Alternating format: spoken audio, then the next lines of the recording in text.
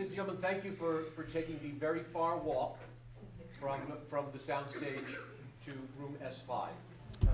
We have the good fortune to have with us Scott Bradley, as you may have seen in other panels. He has one of the leading horror film podcasts, Hellbent on Horror, and he is a distinguished author on the topic. And if you heard him during the history of the horror film speech, you know he is truly an authority on the topic. So I thought let's really utilize this, and as long as we have these three distinguished guests, instead of it just being the live panel, it is now the live panel, but it is also part of his podcast. So when he says any questions, guess what? You could be on the air by asking a question. So there you go. I'm thrilled to present Scott Bradley, who is going to talk to our three distinguished guests on the air in front of you. Hey everybody. So yes, I'm certainly hoping, welcome everybody to the show, and I'm hoping that I hear from you. Remember that it will be a permanent record, so whatever you say, we'll be using that for years to come. So I am S.A. Bradley, and my show is Hellbent for Horror, and what I'm here to do is remind all those normal people that they used to love horror movies and they secretly still do. And I'm very happy to have as guests today Mr. Terry Alexander, Fred the Hammer Williamson, and Will Oberst Jr. And thanks, guys, for being here. And I always start my conversations by asking about how you got, what was the thing that hooked you about movies or horror movies? I love talking about horror movies most because that's the kind of thing that I like. I call it the first kiss. What was the first kiss that got you down this road to ruin, that took you from perfectly good ways of making a living, coming down and starting to do movies? Will, you want to start? Yeah, I'll start. I felt like a monster when I was a kid, and so I identified with monsters, and I love monsters. And I found a magazine in the drugstore called Famous Monsters of Filmland magazine, and there was a guy named Uncle Forey, Uncle Forey Ackerman in Los Angeles, and he introduced me to people who died long before I was born, like Lon Chaney and Bela Lugosi and Boris Karloff. No VCR tapes in those days, so no way to see these movies. But we could order 16-millimeter clips in the back of Famous Monsters. And so in these clips, silent, poor quality on a home projector, that's the first time that I saw Karloff's Monster and Chaney's Phantom, and I was absolutely entranced. So my sympathies were with the monsters. I liked them. I understand that as well. How about yourself, Fred? I'm not hooked on movies. I'm not hooked on horror movies. Mm-hmm. I'm a guy that was looking for something creative in my career because after playing 10 years of pro football, I felt very uncreative. Even though I was working as an architect at the same time for Bechtel Steel in San Francisco. Once I stopped playing football and started sitting behind a desk, after 6 months I got bored. Even though it was a career that I had established myself in, I decided I needed to do something more lucrative, something that gave me a little physical challenge as well as a mental challenge. And one night I was watching television and I saw Diane Carroll had a show called Julia. And each week a guest star role was a new boyfriend. So in my calm kind of way, I said, I'm better looking than any of those guys. I'm going to Hollywood and become Diane Carroll's boyfriend. So I packed up my little Jaguar XKE from San Francisco, drove down to 20th Century Fox after watching the Julia show and finding out the producer's name was Hal Cantor. So I stopped at the gate and I said, I'm here to see Mr. Hal Cantor. They said, do you have a drive-in? Do you have a pass? I said, no. They said, well, you can't come in. Fine, no problem. Drove around to the phone booth. No, those days we didn't have a cell phone, so I called back to the gate and I said, this is Mr. Hal Cantor. So were you expecting Mr. Williamson? Please let him on first. Went back around and said, oh yes, Mr. Williamson, we just got a call. I went to see Mr. Hal Cantor, talked to the secretary, tell him the Hammer is here to see him. She got on Squawk Box, says, Mr. Cantor, there's a Mr. Hammer here. I said, no, Mr. Hammer, the Hammer. He said, oh, okay. Come in, we'll talk. So we went in, we talked for about 15 minutes about football. Then he says, why are you here? I said, I've been watching your show, and Diane Carroll's dating a new guy each week. That means she's a hoe. she's making it out with a different guy each week. What you need is a regular boyfriend, and I'm it. He said, well, you ever acted before? I said, yeah, I did 5 years of Carmen Jones, 5 years of Raising in the Sun in Canada. I know he didn't know shit about Canada. So there was no way for him to check out if I was lying or not. He said, okay, I'll write a show for you called Dancer in the Dark, about a pro football player who retired from football and went to work for the same company that she did. We met and we fell in love, and they signed me to a 3-year contract. So bottom line is, I didn't want a job. To me, that wasn't a job. 9 to 5 did not fit my personality, so I need to get something that didn't do 9 to 5 and an hour for lunch. No, thank you. That sounds very familiar, and I think that's what I really respond to with anybody that I meet that becomes a creative, is that we're just all passionate in a way that, you know, we can't just be on the sidelines. We love what we see, or we're restless, whatever it might be. We can't just sit on the sidelines. We've got to be able to get in there and play in whatever way we can. So Terry, how about yourself? First kiss. I was cast as a guard in a horror movie called The Werewolf of Washington. Yes, I love that. With starring Dean Stockwell. And he had to bite me on the neck. He pushes me down and starts biting me on the neck, and he had a beard that wasn't real. It was very fuzzy. And he was biting me on the neck, man, and it tickled the shit out of me. So I'm laughing, trying to stop myself from laughing, you know, and the director said, what you fucked up this take? And I said, okay, from now on, I will be very good in every horror movie I have. So in the next horror movie, I got my arms ripped off. So then I ran into George Romero, and that was a great experience for me. And as the day goes on, it gets more and more received by many, many people. So that was my first kiss. I love talking about that movie because I saw it when it came out. I was in the Air Force at the time. And so I was a crash firefighter. We were all like, we were what was known as born again hard. Nothing could shock us, right? Yeah. So we always would go to the VCR or VHS place, and we'd get as many gory horror movies as we could. And we decided we're going to go see Day of the Dead. And people were pissed at that movie. They're like going, man, that's some gory stuff, but they sure don't like the military, do they? And it was kind of one of those things. And I always thought that it was very gutsy for Romero to be talking about that in the middle of like the Reagan America, right?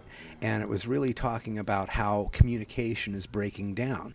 And I think that's something that we see again and again as the zombie films continue to go forward, is that what the problem that we have is we're no longer speaking to each other. The communication level is down.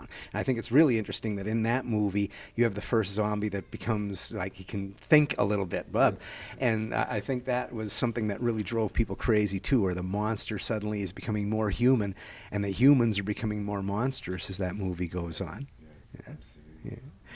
So, Bill, you've done quite a few really interesting movies, but I know that you just did a one-man show here that was based on a Ray Bradbury story. Can you talk a little bit about what made that a story that you really needed to tell? Yeah, the piece that you're referring to is called Pillar of Fire. It's the first Ray Bradbury story I ever read. It's the first Walking Dead story ever written, 1948. This is really early. EC Comics at that time had a line of very violent, gory horror comics, of course, for young people, and there were congressional investigations, and many of the comics were burned. In 46 and 47. There were public burnings where people were burning these comic books for bad for young minds. Well, the Nazis, of course, had burned books only a few years before. So Bradbury is 26, 27 years old, saw this, and he imagined a future in which all literature that is possibly controversial or dark in any way, we just get away with it. We do away with it all. We burn it.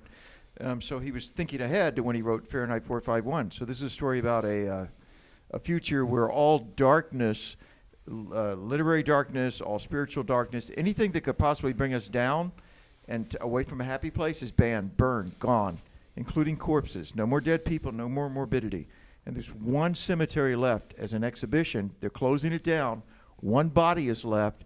They're just about to dig it up. It's quitting time for the day. And the guy has 1 inch of dirt on his lid, and he hates these people so much that the hate wakes him up. And then this is the story of how he tries to make more dead people in the world, ultimately fails, and he gets burned. It's the first Bradbury story I ever read. I loved it, and it resonated with me because he's very angry, and when you're 14 years old, you're very angry about everything. You don't know why, but you're just mad. And I felt like a monster, and he was an angry monster. The first words I ever read, this book I found in the woods, were the opening words to that story. He came out of the earth hating. Hate was his father. Hate was his mother. And my God, I was hooked. Wow. Wait a second. Let's rewind here. You found a book in the woods. I was walking in the woods, as I used to do, as this weird, lonely kid. I'd go as far as, I'd park my bike, and I'd walk 7-8 hours all day, not come back till night. I just wanted to be alone in the woods. I didn't know why. And I'm walking, and I'm angry, and I'm mad, and I'm pissed, and I'm doing whatever, angry 14-year-olds do. And I look down, and this thing is glinting in the sun. And I look down, and there's this man in glasses looking straight up above me. And it was so striking, it made me look straight up through the pine trees. Like, what the hell is he looking at? This guy up there. And I looked down, and then on the cover of this golden book called S's for Space, it said, Ray Bradbury, the master of imagination.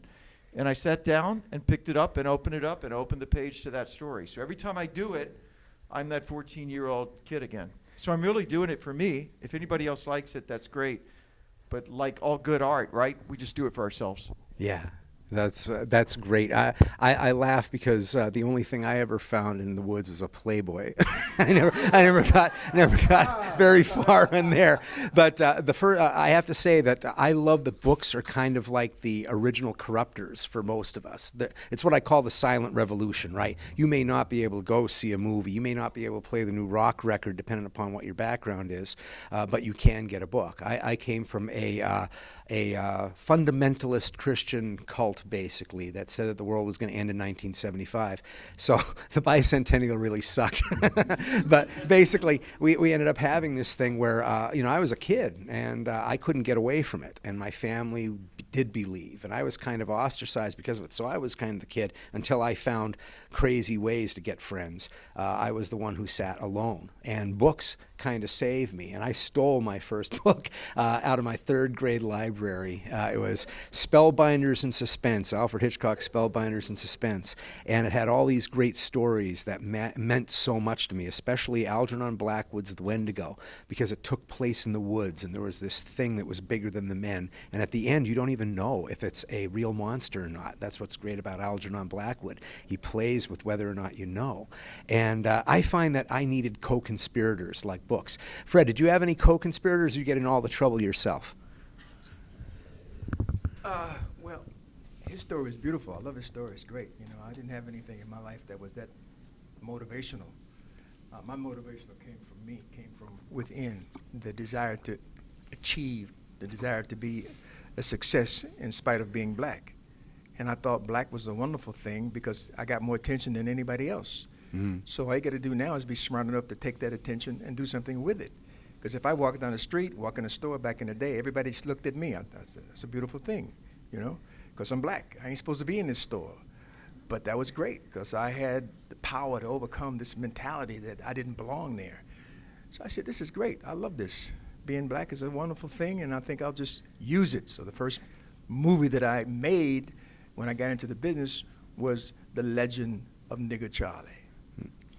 Now, I made this movie because I knew it was going to create mega problems. The movie, I took a 40-foot billboard in Times Square, shirt off, arms crossed, two guns to my side, and it said, "He's coming." Nothing more than that. 2 weeks later, I added, "Nigger Charlie has arrived." And I put all the theaters where it was playing. This movie cleaned up. Mm-hmm. But here's the strange thing about it. Lunchtime was all white. Guys with their attaché cases, business suit guys, they all came to see what the hell this movie was about. Dinner time, all black. After 6 o'clock, whole audience was black. My film was like 8 lounges around the block on Times Square. Mm-hmm. Across the street, and I made the movie for $1.5 million. Across the street was one of those $80 million movies that the major has made, and nobody was there. Mm-hmm. They came to see Nigger Charlie. And I said, wow, I know what I did a great choice. So then that second movie was called The Soul of Nigger Charlie. And the third movie was called Boss Nigga. I killed him. Financially, the movie made about, back in those days, probably made about 65 mil. And it was mine. Understand this? I made it. I produced it. I wrote it. I directed it. I killed everybody that I wanted in the movie. And it was a wonderful, marvelous thing. So my story is not sentimental like these guys are. I'm a businessman. What a stunner. What a stunner. I'm a businessman. I'm not out to make any comments about anything except thank you for supporting me. I appreciate it, and trying to find something new to create another controversy that I can do. So all I do in all my movies is the same. I beat the shit out of people, especially the bad guys. I don't distinguish between black guys, white. I beat everybody. Everybody else gets kicked in my movie. Black guys, white guys, pink guys, yellow guys. Everybody gets their ass kicked in my movies. So you can't tell me that my movies are interracial, because nobody can. If they do, they're stretching it, because that's not the way it works. I am an action star, and I sell that. That's my brand. In my contract, it says you can't kill me in the movie. I have to win all my fights in the movie, and I get the girl at the end of the movie if I want her. Now, if you satisfy 2 out of 3, then I'll come aboard. And I know damn well I'm not going to get the girl, because that ain't happening. Somebody else gets the girl. But at least I leave the way that I want to. I start and finish the movie the way I want to. Like Eastwood, like Bronson. These kind of guys are my stars. These are my heroes. Bronson, Eastwood, these are my heroes. And they're my good friends, too. Especially Bronson was. So I have an image to sustain. And that's my motivation when I ever take on a project. It's not about how much money I make. Will I maintain my image so that I can walk down the street without some guy in New York, a brother coming up to me who says, Harriman, why you let the little guy kick your ass? You know, can't happen. I don't lose fights. They're long. I may go through a wall, jump over 10 cars, but it's a fight. And that's what they wait to see me do, and luckily I'm still capable of doing those things. That's me. Seeing it in VFW. Hammer's in the house. Yeah, Hammer's in the house, exactly. And I laugh because I think that no matter what, we may not intentionally be saying anything about what's going on in the world, but I think that even the trashiest films, maybe sometimes even the B-moviest of the B-movies, are talking directly about what's going on in the culture. That movie, the movies that you made were of that time, and they became important. Like you were talking about Can't Die. Black Caesar, right? That was a whole thing about, does Black Caesar die at the end? But the deal, like Black Caesar was a gangster action movie, but if I don't know if you remember back in the 50s and the 40s when Edward G. Robinson and Humphrey Bogart, those guys. Original Scarface. They were gangsters, okay? But they never told you what the gangster was that they did. What did they do? Right. Today, if you're a gangster, they got to say, well, you sell cocaine, you run houses of prostitution. They didn't do that back in the day. They just said, he's a gangster. So my gangster character was the same way. You didn't know what I did. I mean, Edward G. Robinson would kill 22 people and then help a little old lady across the street, right? That's what I did, right? You pass somebody, a guy who got his hand out, you drop a $100 bill in his hand, you keep moving, right? You get a close-up of that $100 bill going in the basket, you're a good guy. So what is a gangster? A gangster, you don't explain a gangster. Back in the day, they never explained gangsters. Today, they go too far into telling what he done, how many cocaine killed, how many. No, that's not important. Style is important. Okay. So Terry, I like to think that my story and a lot of people's stories, when I say first kiss, it's usually there's somebody who gets you involved, the co-conspirator. Did you have anybody in your life? Was it an uncle, a cousin? Was it a mother, anything like that got you to look at that forbidden thing that you decided, yeah, I like this? Well, I'm from the theater, and I started out that way. And I fell in love with a play when I was a younger fellow it was a French play called Cyrano de Bergerac. Nice.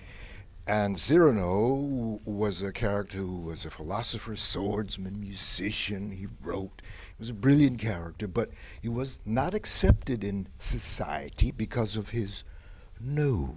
nose. It was very large nose. So I related to that as a brother, a black man growing up in a society that did not accept me. And it gave me willpower and courage to go on and fight this. So it wasn't a real person. It was a play and a character in a play that inspired me to go out there and kick butt. Awesome. How long did it take you to start feeling like you were getting where you wanted to go with acting? I was running around New York auditioning for everything under the sun, and at that point in time there was maybe one play that I could get into. We couldn't do Shakespeare at that point in time, and it was new. It was called No Place to Be Somebody, and it won a Pulitzer, first African-American play to win a Pulitzer. And I was playing a pimp and a hustler and a bar owner. And that was major for me because it was a lead role, and it was the first time I had a lead role. So I went on from that play. I was in and out of that play for 2.5 years, all around the country. We toured all around the country. It was the first time that happened, too. So it was a big break for me, and I took it as far as I could go and got into movies later on. I did a lot of soap operas back in Another World, One Life to Live, All My Children. The daytime TV circuit was my initiation into the public domain of being watched. So, what was that like? I mean, that's really flying by the seat of your pants, right? Soaps, because it's just constant change. No, it's kind of cool to do so because you do one show a day, and you get your script maybe 10 days in advance. Okay. And then you know that when it comes down to doing it, they're going to cut. They're not going to add anything. They're always going to cut stuff from it. And you know that that's going to happen, so you can study it and study it and study it. And when you get there, you know all the lines, and then they start cutting lines. So it's a very easy kind of creative process. I love doing soap operas. Back then it was videotape. Now it's something else. It's just digital stuff. Yeah. But I learned a lot by flying from the seat of my pants on a soap opera. I remember watching soaps with my mom, and the one that was Dark Shadows, right? Dark Shadows was the one that me and my mom finally could agree on one damn thing. And I kind of like that werewolf. But I used to watch that even as a kid. You could see these moments that felt so fucking real because you could tell that the actor was like, what do we do next? Yeah, in those days they had a teleprompter running down there. Yeah. So the guy's eyes are like peering to the side. You know, yeah, that kind of stuff, man. It was deep, man. It was deep. So Bill, everybody pretty much talks about you as, man, that's a scary fella. He plays wonderful, scary roles. But the thing that I really appreciated was your work with Benson and Moorhead, the dual directors and writers that did movies like Resolution and The Endless and Synchronic. Can you talk a little bit about what it is that you look for in a role like that? Stillness, if I can get it, stillness in the frame. For me, for what I do, the more still I can be in the frame, the better. I mean, the movement will come, but the frame is really just, De Niro once said, what do you do on camera? And he said nothing. And it sounds like a joke, but it's not. If the camera's here, your eyes do everything until your body needs to do something. So the movie that you're referring to, they gave me a 6.5-minute scene, which was pretty much some weird French guy rolling up some red stuff and smoking it and talking about a very strange, unintelligible story, and he may or may not want to kill the guy he's talking to. And nothing happens, but they talk. That's it. Yeah. For 6.5 minutes. I just trusted them to make it work. But stillness in the frame. And I learned stillness in the frame from a director named Chris Eska in a movie called The Retrieval, because this was the style that he wanted. He made a stylistic choice. It was a Western, Civil War era, and he wanted complete stillness on his close-ups. Like, that's it. And, I kept doing my little head tilt. I found things that I do that work, and I kept doing them. He came over and he said, what do I have to hit you with to make you be still in my frame? And I said, nothing, sir. And I learned to be still. And when I watched the first time with an audience, I said, I'll be damned, he's right. That's when I learned the director's never wrong. So I did want to ask you one follow-up question. You mentioned that you always associated with the monster. You felt for the monster. Yeah. What was the monster that most spoke to you? Cheney's Phantom. I first saw the unmasking scene from the 25 Phantom projected on a bed sheet. at Halloween, the Masons were showing old-time silent horror movies, Nosferatu, and some lady from the church playing hymns along with it on the piano. But I was mesmerized. I've never ever seen anything like this, because when Cheney throws Mary Philbin to the ground, and you got to remember this is 25, he's really throwing her to the ground. She hits you could tell her ass hits the ground. This was not, there were no stunts. He throws her down, and he's looking at her, and his look is not only, I'm hurt, but it's I'm mad, but it's I'm hurt, but it's I'm mad. So the wounded monster together. And then he looks at her and he says, you wanted to see? See. Feast your eyes. Glut your soul on my accursed ugliness. And she has no answer. And I was done. I was like, that's what I want to be. I want to be the wounded monster, because that's what I feel inside. And there it is up on screen. 1925. Who could imagine such things could be done in a silent movie? Oh my God. Well, a call out to people who haven't seen silent movies. You think that they're little, dainty things? Watch the fucking movies of Lon Chaney. Because you watch some of these things. The Unholy Three, watch The Unholy Three. Take a look at West of Zanzibar. That's basically Old Boy. Except that there's this crazy madness. Talk about wound. When he does that fall, that cripples him. I don't even know how he walked away from that stunt, because that was like one shot, right? One take. He's falling from the second story onto a table on his side. Hammer, you ever get hurt in a stunt? Well, I'm talking here between two creative guys. I mean, these guys really create. I'm a businessman. Those hands are not a businessman's hands, boy. What are you saying? I'm a businessman. All right, fair enough. Okay. You got a favorite football team? Yes, correct? I do. Oh, yeah. If I ask you to name the quarterback and the running back and the flanker, you can name them. Yep. Name me the 4 defensive backs. Yeah. Okay? Yeah. My position in pro football, I was a defensive back. I was not going to be caught up in this, who is that guy out there? I wore white shoes, made especially for me by Wilson. They charged me, the league fined me $100 a game. Love that. For wearing white shoes, because they said I was breaking dress code. This is back in the 60s. Yeah. I paid to play $100 a game wearing white shoes. So when they say, what's that guy out there, defensive back? I don't know his name, but he wears white shoes. Now, I took that all the way. By the time I was in maybe the 6th season, they knew that the Hammer wore white shoes, because I started calling myself the Hammer. I was marketing me. Yeah. I was marketing myself for life after football if I wanted to do something other than just be a announcer or a commentator. That was not my thing. I wanted to do something more creative, but I had to have a hanger to sell on. So I was the Hammer. If I tell people, even now, they out there, they say, hey, Hammer. Nobody calls me Fred Williamson. Nobody says Fred. They go, hey, Hammer. Okay? Right. That's by design, dude. That's business.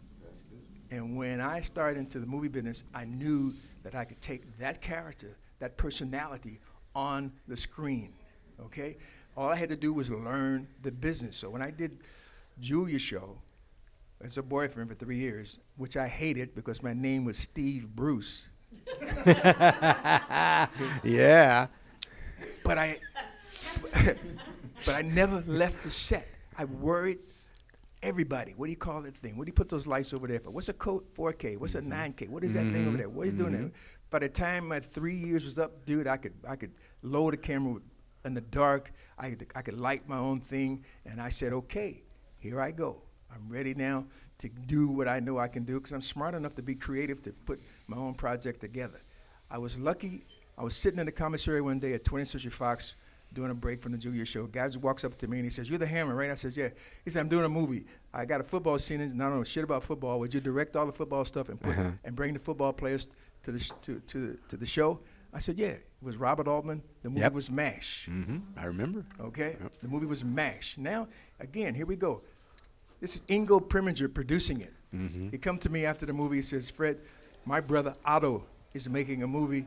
He's looking for a dark-skinned Italian guy that's physical, but he has a hard time finding one. Would you come and meet my brother? So he takes me to Otto Preminger house. They're having a party. I go in. He introduces me to Otto. Otto was pissed off because he didn't tell him we were coming, so he was a little upset. He says, okay, very well, okay, I will talk to him. So he gives me a script, okay? He says, read this part. Let me see how you do. I'm reading it. I read like shit. Okay? I'm still a football player. I don't know anything about how to do all to create an actor, a part on the spot. So you know what I did? I took the script, I tore it in half, and I threw it on the floor, and I said, I don't want this bullshit part anyway. You know, since I have to do is carry a guy over my shoulder the whole time, and the movie was Tell Me You Love Me, Junie Moon. I walk to the door, I kiss the wife on the hand. I said, I'm very sorry for disturbing your party, and I leave. I go home, the phone is ringing. I pick it up. Fred, it's Otto, I want to talk to you. I said, I want to talk to you, you're full of shit. Said, no, Fred, I want you to for the movie. I said, well, you got enough money to pay me? He said, yes, I haven't talked, what you want? I said, no, we'll talk later. So I did the movie, Tell Me You Love Me, Junie Moon. So my progress in the industry has not been as creative as them. I've just been a guy who had the balls to do and say what I felt like, and if you didn't like it, I'm bigger enough to kick your ass because you can't kick my ass. Okay, by then I was a black belt in martial arts in 3 divisions, okay? Yeah. Even now I wouldn't try. I'm in the Hall of Fame. I'm a martial arts Hall of Fame, and 3 of them. So I said, okay, this is how I'm going to do it. I'm taking this personality and this character to the screen, and now I know how to make my own movie. So I made my first movie for $150,000. It was called Adios Amigo, with me and Richard Pryor. Mm. Adios Amigo, $150,000. Movie made $29 million. So I said, okay, I'm having fun. This is a good thing. But it was me, you know. I wasn't creative like these guys. I'm a businessman. I know what people want to see me do because I sell an image. Yeah. That's what I sell. That's what Alfred Hitchcock did. Well, Burt Reynolds, when he first came into the industry, he was a cop, tough guy. Then he started making funny movies. Mm-hmm. Then he tried to go back and be a tough guy and a cop, and every time he'd pull a gun out, you'd think a flag was going to come out that said bang. So he didn't know what to expect from Burt because he had screwed himself up. You can't make that change. Whatever you are, and people like to see you do that, you have to be smart enough to stay there. You can't vacillate over here because then you confuse your fans. Yeah. And once you confuse your fans, you've lost them. Now you just become an actor. Who wants to be an actor? You want to be no, you don't want to be an actor. I think you're surrounded by. No, you don't want to be an actor. You want to be a commodity that's sellable and marketable. That's different than just being an actor. Mm-hmm. You know? Yeah, one of the smartest things that John Carpenter did was have his name above the title of Halloween. He took $10,000 to make a movie where he was the director, he was the editor, he was the writer, and he did the damn music. He was basically a studio. You don't want to surprise your audience. If they come to see you do a certain thing and you don't do that, then you lose them. Then they don't really know what to expect of you. You know, once you fall into that category, you can't come back. It's hard to come back. Not many people. It's like a TV star going to be a movie star because he's popular in TV and he goes to the movies. It's different. It's different because you got to pay to see this guy over here. TV is free. You got to pay for this over here.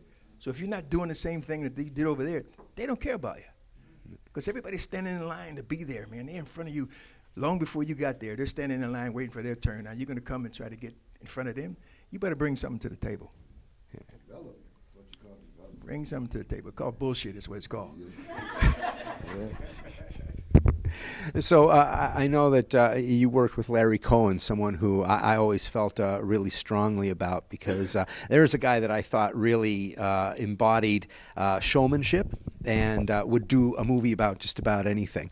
But I know that you and him had some wonderful moments in Black Caesar, and I saw a documentary where the two of you had a couple ideas about some stunts that were being done. But no, he was a creative guy that challenged people on the ledge of absurdity. Okay, I had a scene to do. I had been shot. Mm-hmm. I'm in Times Square. I come out of Tiffany. I hadn't been shot yet. I go into Tiffany. I buy something. I'm walking across Fifth Avenue, crossing the street. Bad guy walks across the street, meets me in the middle of the street, and shoots me as I get in the middle of the street. I got blood in my hand. I smack down. Boom. I go down. We're blocking traffic. We ain't told nobody we're shooting a movie. We're blocking traffic. They're blocking them. They are hooting horns. Across the street is a hotel. The camera's up there shooting down on the zoom lens of what's going on. Everybody's stepping over me. Nobody is helping me. I'm there, got blood happening, boom, boom. One guy stops, picks up my package that I bought in Tiffany's and hands it to me. And I stumble across the street, fall over a garbage can, lean up against a building like I'm really blood hurting, but burden ain't mine, cop comes by and says, Hammer, you making a movie? I said, yeah, you're in my goddamn shot, get out. He says, I'll be back in 10 minutes and I'll walk around. When I come back, you better be out of here. Yeah. I said, okay. That's the kind of shots we did, man. Yeah. Oh, he was so well known for that. What I love is that we have a couple maverick directors that you folks have worked with, and Larry was one of those guys. He never. He taught me. That's what I do, man. I don't ask for permits. I just go. We're shooting a movie in L.A. and I'm doing something. I'm fighting a guy and jumping up a car. And bam, bam, bam. Cop runs over. Says, "You got a permit?" I said, "Yeah." Talk to my wife. She has it over there. He goes over to her. She says, "I got it somewhere right here," and I'm still shooting. By the time she said, "I can't find it. I must have left it in the house." She said, "Well, you guys got to go." And I wave like this. It means I'm finished. So I go.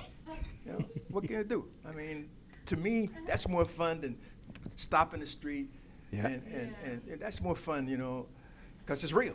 Oh, yeah. It's more real. Cohen had scenes in movies where somebody steals a baby. They abduct a baby without any permits. They just have it live on the streets. Somebody's up in a fire escape taking pictures, and somebody starts chasing. The people start chasing like it's a riot. They're going, that fucker's got that person's baby. And he has to stop things and say, hey, listen, this is a movie. He drove a taxi down the middle of a sidewalk in New York. Black Caesar. Yeah. We got a real taxi cab driver. We says, go on the sidewalk. He says, no, we give him a $100 bill. He's driving down the sidewalk. People are coming out of their apartments, jumping back as the car's going by. And Cohen saying, it's fucking New York. They'll get out of the way. Yeah. And so they did. Yeah, we did that. Another maverick is George Romero. Now, here's a fellow who decided to make his movies in Pittsburgh, Pennsylvania, and then went to Fort Lauderdale, Florida, and a whole bunch of different areas. But he always remained, even shooting himself in the foot sometimes by sitting there saying, screw it, I'm going to make this movie non-rated, and you're still going to put it out and all of this. But that's an independent spirit that I absolutely love. So let's talk a little bit about working with George. Can you give us a little bit of insight? George, as you said, was a brilliant writer, and he had acted in his earlier movies, so he knew how to make a movie from those 3 points of view.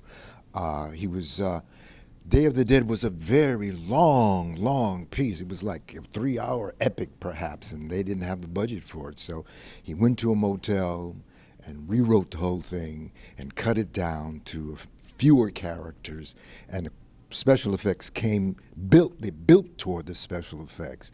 And it took place on an island. And so they couldn't go to the island. So he made a character, the island, a Caribbean character. So you get that angst, I want to see some sun. We're down in a cave, but I got to have some sun. So I carried that with me through the movie.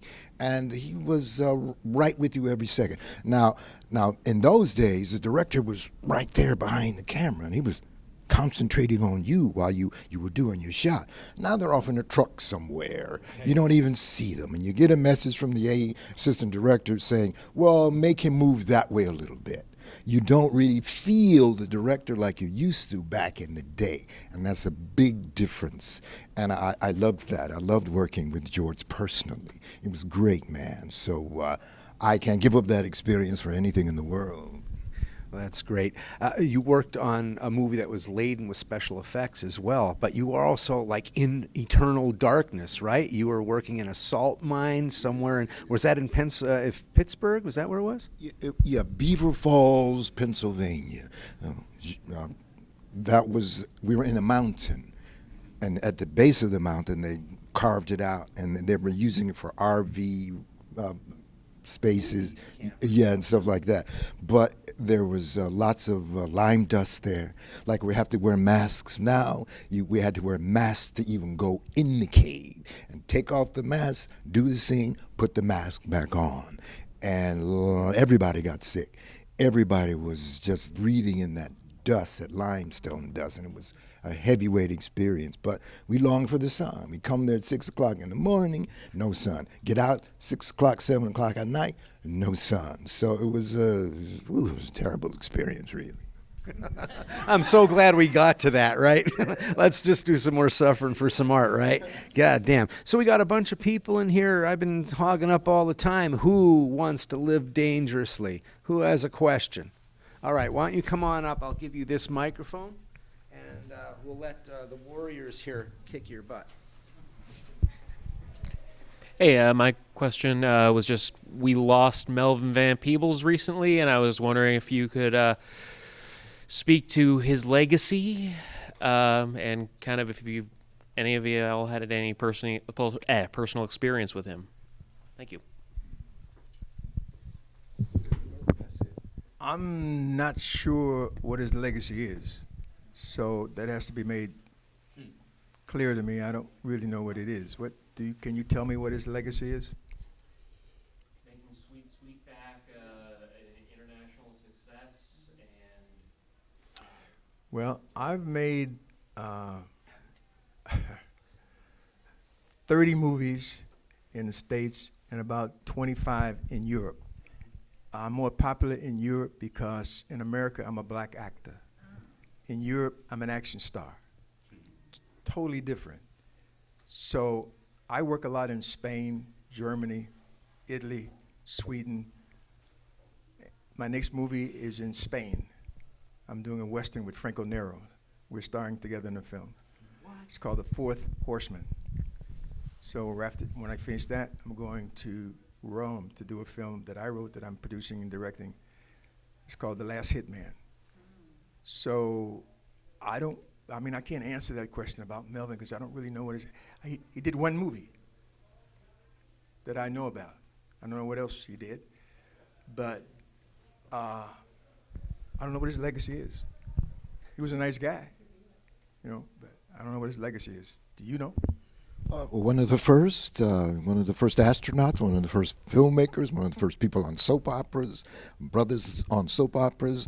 All the black milieu was just beginning to happen in creativity. I think that's what you're talking about. But this man was doing that before that, and he's done it all along. So I don't know quite what that. They just celebrated that movie, but there have been others who have made inroads into getting the message out there that the African American story is just as important as any other story. There's a market. For it. There's a market for it. Yeah. And you have to show Hollywood that there's a market for a film that has black stars and black people in it, but that had to be proven. Yep. And it took them a long time to discover that they had been missing this market for some time. And all of a sudden, they start looking and listening when I start lining up people across the country with my films. So my legacy is business. No, it's good movies too. I like good movies. Now, come on. Well, if they weren't good, they wouldn't be making money. You are so much like a mobster. I'm a legitimate businessman. That's all I am. I'm just a businessman. So anybody else have any questions? Come on up. We got time for one more. After this. So this is for Terry.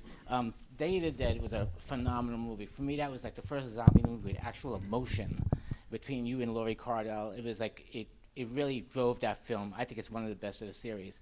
So, but my question is, Joe Pilato, who's played a nut job, was he like that? I mean, like, some characters can fit that role, or was that just over-the-top acting for him? Over-the-top acting. Yeah. George was a great director, as I explained before, and he worked with each actor differently. Some actors, you have to bring them out. You have to tell a story about what happened to them when their character when they were a child, and you give them motivation to get the emotion out. Yeah. He had motivation and emotion up to here. Yeah. So George had to sit on him all the time. Said, if you start up there, Joe, you can't go anywhere, and that's how he made that performance one that is memorable. He sat on him all the time until he got the take he wanted. Right. No, I mean, that's like one of my favorite zombie movies. It was a pleasure to meet you, and you know, good to see you. It was Thank great. you. I loved Thank it. you very much. Okay. All right. Well, thanks very much. Any last questions? Have we got time for a real quick one. Somebody has something else to say. Okay. How did I know that was going to happen? Well, no, it's not. Because he was giving me a hard time yesterday because he said I didn't say anything, and then I was talking. No, I can't, Mr. Businessman. I don't know what to say. No. Anyways, I just wanted to say something about creativity. You know, you're like, you keep saying this guy's creative, this guy's creative. You're not creative, you're just a businessman. But I think they're all businessmen. And I think that, you know, that what I was hearing in your story, you said when you were a little kid, you know, you like to be seen, you like people to look at you. You were creating somebody who you were going to be later. You liked to wear your white shoes when you played football, and you were creating. So creative to me doesn't just mean you can write poetry or you can paint. It means you can create something. And I think that you created, your businessman self, and you did it well, and your legacy, right? And I had such a pleasure meeting all of you. Thank you. No, what I did was take advantage of the obvious. I've always been tall, handsome, and good looking. So I just played to the obvious, and I didn't let anybody tell me any different. No matter what color I was, I'm still tall, dark, and handsome. I don't care what color you think I am. That was my motivation to stay my way and not be deviated by any negativity around me, was to stay that way full course. And if you got in my way, I spoke to you in a kind way until I got tired of you. And then I walked over you. I never went around anybody. Make a hole. Yes, you make a hole, and I learned that in football, and I learned it in life. And you challenge people who challenge you back, and most of the time, you'll win. Yeah. Did you get Billy White Shoes Johnson to give you some money? Billy White Shoes Johnson copied me 5 years later. He was way behind. Way behind. Second person after White Shoes Johnson was Joe Namath, and he started wearing white shoes. I love that you keep count. Oh, yeah, I do. Because I'm watching him. You know what I did when Joe Namath came in 2 years after me? I sent a letter to the league with a lawyer and says, can I have my money back that you all fined me for wearing white shoes? And now you got Joe Namath and you're not finding him. Why are you not finding him? They never answered the question. They never responded to me. Well, everybody, thank you so much for coming out. And these fine gentlemen here that have spent some time talking to you, they have a booth. And they're all more than willing to talk this conversation a little bit further and get some, give you some autographs and take some pictures. Take advantage of this. They're here for the rest of the day. I want to thank you all for being here today. And I want to remind you that horror is the most beautiful genre that's out there. And remember to stay hell-bent. Thank you, everybody.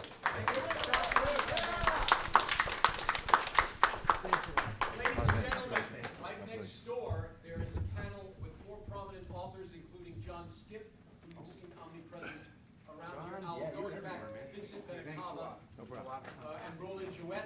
So please join us in the next room. Obviously, I don't for give a a shit spirited about what panel I say. with them.